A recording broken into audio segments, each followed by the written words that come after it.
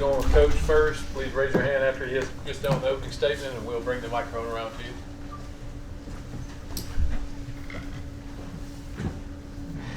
I want everybody to speak at once.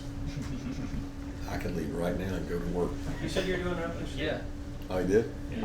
I didn't hear you say that. Got one? Not really. I have questions. Fire away. It's open statements, not really. How's practice been so far this week? It's good. It's been good. Thought it was a lot better than last Monday. That's like I told you all. Last Monday was a bad deal just because it was coming off of Labor Day. They were good Monday and good today. We had two good practices and got after it today like we like to do. And we'll get after it tomorrow and then start dialing back some. Coach, how much is Jordan Hall and Xavier McLeod never doing? Also, Nate Frazier, he occasions he got dinged up. Yeah, Nate's great. Jordan and Xavier have got pads on and got running and moving around, doing some functional movement stuff. Got to do Indy and doing some stuff, so we'll see how it goes. But I'm proud of both of them because they're pushing hard. Yeah, Coach, obviously they've had a bunch of offensive turnover over the last couple of years. I'm curious how much you think they have changed offensively, or are you preparing for this same old Kentucky, for lack of a better term?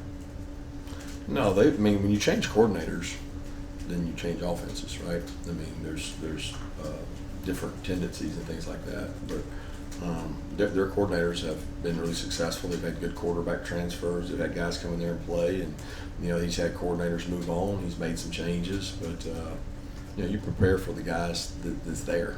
When you look at history too, we go back and watch games against them and things like that. But we're preparing for the coordinator that's there now. Coach, yeah, you referred a couple of times leading up to this game just about the gauntlet that awaited you guys. 8 SEC games in a row. It got me looking, and you and just 2 other teams in the league have that kind of setup where you're playing 8 in a row. Granted, you have the buys in there, yeah. But just wondering your thoughts on it. Was that what was your first thoughts on that? And could that have been avoided, or is it just is what it is, and you just take what you get? Yeah, I mean, most people finish their season with a rivalry game, right? We've got a lot of interstate rivalries. I'm thinking Alabama, Auburn, but other people play rivalry games to end. We don't. We have an ACC game, so our rivalry game is out of our conference. So that makes it difficult. You open with Clemson, that makes it difficult, and they fall where they fall, So I don't have much control over that. Kirby, seems like every year Kentucky's got a really good ground game. Just what's your impressions of their run game this year? Yeah, really physical. They add the extra element with the quarterback. Both quarterbacks are good runners and throwers. They've done a tremendous job of mixing that up and using those guys' legs. They're a physical team. I think they had 18 consecutive runs against South Carolina. I don't know that I've played against a team that had 18 consecutive runs in a long time. They're physical up front. They've got good backs. They've got good scheme. They have Smart has a workman-like, blue-collar, toughness, physicalness, win the line scrimmage mentality, and that carries over into his offense.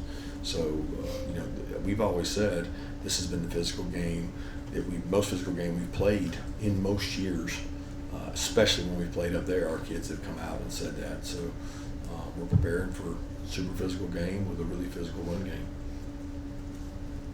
Coach Junkyard Dawgcast has gone with a lot last week and made some stops. What do you want to see from him going forward as y'all begin conference schedule? I want to see him lead. I want to see him continue to practice with great effort so that he can play in the games with great effort and sustain more snaps. He's practicing a few more reps now. With Michael being out, he's played more reps, and he's got to be able to keep the high level of conditioning, playing more snaps. And I thought he did that the last game. Yeah, what did you see out of Janelle this past Saturday coming off the injury, and what does he bring to your secondary that's what makes him unique in that group? He's tough. He's physical. He seeks contact. He has learned our defense. He was a kid that was really talented coming out of high school. He was talented last year, but he wasn't knowledgeable of the football concepts we do. And he's taken a lot of reps, man. I mean, he went every rep last year behind Taki. So usually in our defense, if you can do that for a year, you can grow and get better. And he's done that. I mean, the jump he made this past spring was just really incredible. And he and Ja'Cory doubles as a safety, but Ja'Cory also plays star and gets a lot of work. And the two of those guys have really given us good physical stars that can also cover. Yeah, Kirby, keeping the secondary, just what have you seen out of the corners, Everett, Humphrey, and Harris so far, and how do you think they're handling the rotation going in and out throughout the games?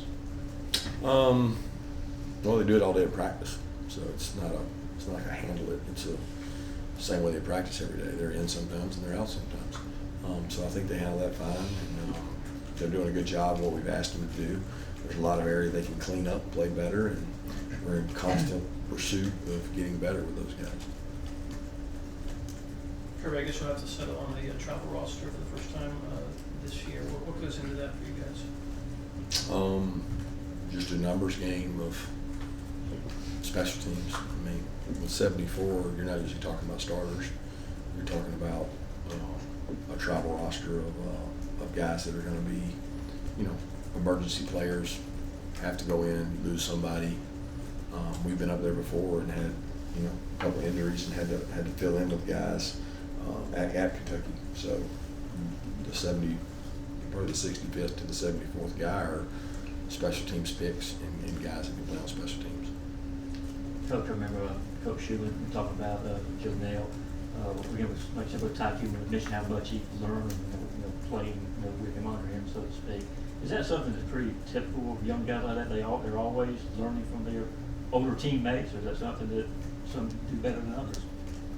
Yeah, I hope it is. I mean, that's the older player's job, right?